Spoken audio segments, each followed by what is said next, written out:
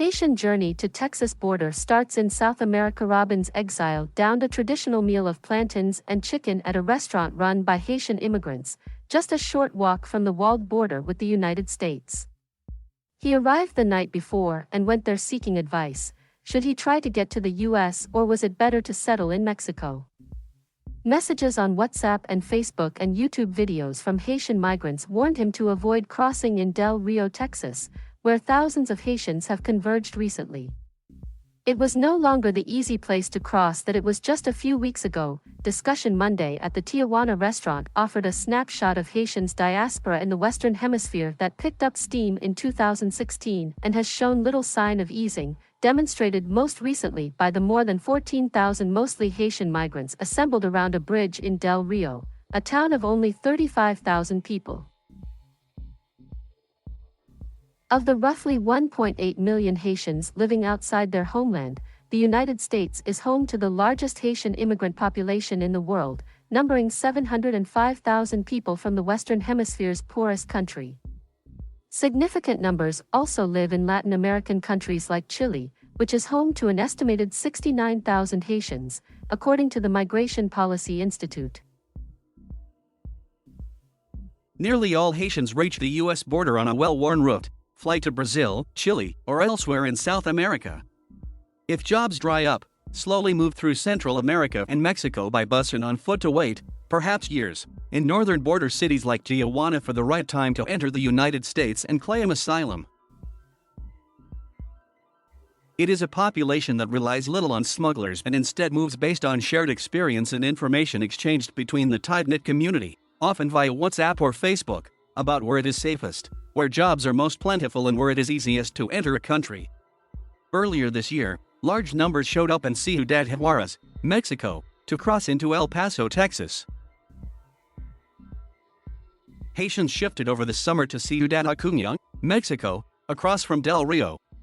Homeland Security Secretary Alejandro Mayorkas said Monday that it was unusually sudden. Many Haitians began attempting to enter the U.S. in the 1980s by sea.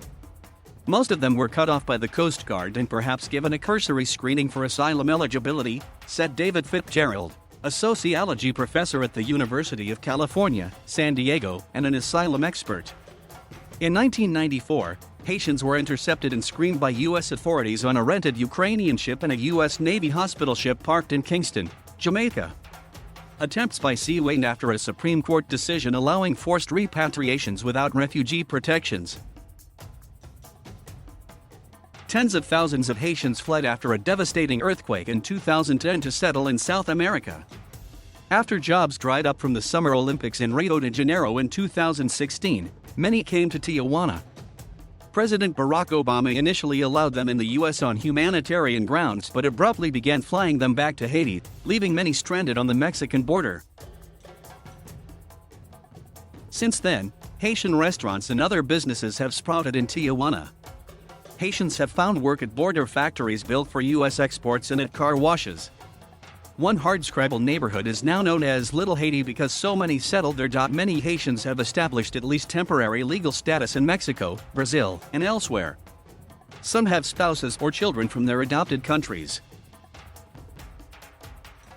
Exile, who joked that he seemed born to be a refugee given his name, said he was interested in getting documents to be able to work in Mexico if his plan to reach the United States fails. He and his pregnant wife had been on the road for 2.5 months after he lost his job in Brazil. They had flown there from Haiti a year and a half ago amid spiraling crime. They stayed along Mexico's southern border with Guatemala for 3 weeks and had planned to go to the Texas border. But by the time his family sent money, he heard Tijuana was the safer option with its well-established Haitian community. It's getting complicated. So that's why I came here where I can hopefully find work and live peacefully, taking care of my family, Exile said in the restaurant, painted in the colors of the Haitian flag. He understands the U.S. crackdown in Del Rio, where the Biden administration on Sunday launched an expulsion campaign to Haiti. I think people should wait and work in Mexico, he said. There are opportunities here, just not as many as in the U.S. Pierre Wilfine and his wife agreed. They operate the restaurant Chris Capad, or God Willing in Creole. They arrived in Tijuana 5 years ago. The two went to Brazil when the economy was booming ahead of the 2014 World Cup. things are good here," said Wilfine, who also is vice president of the Association of the Defense of Haitian Immigrants in Tijuana, which helps arrivals find housing, passes along donated furniture, clothing, and toys, and guides Haitians through Mexico's healthcare and public school systems. Julia Ramirez came to Tijuana 5 years after losing her job in Brazil, where she arrived in 2012. She enrolled in a Tijuana University for a nursing degree. "Mexico was a good option for me, but I won't deny that for many they could have a much better life in the U.S." Ramirez said. About 150,000 Haitians went to Chile from 2014 to 2018, many on charter flights to qualify for a visa, and found work as street vendors, janitors, and construction workers. They lived largely in marginalized neighborhoods of the capital and suffered discrimination. In April, a stricter immigration law took effect, and the Chilean government started massive aerial deportations. Now more Haitians are moving through the Colombian town of Necoclí, where migrants catch boat rides to the Panama border to begin the perilous trek through the jungle of the Darien Gap. In July, the town hosted more than 10,000 migrants, nearly all Haitian. Migrants waiting their stay in hotels or locals' homes, where they rent rooms for $6 to $10 a night. Large groups sleep under tarps on the beach. Panama's Security Minister Juan Pino said Monday that last week his country was still receiving 2,500 to 3,000 migrants, mostly Haitians, arriving through the Darien Gap. From there, many have made their way to Mexico, where some apply for asylum in the southern city of Tapachula and live in encampments. Unlike Central Americans, Haitians have generally not been deported from Mexico. So far this year, 19,000 have requested asylum in Mexico, a figure second only to Hondurans. In the previous 2 years, only about 6,000 Haitians had applied each year. But most in the past have decided to push on to the United States, though now some are weighing the risks.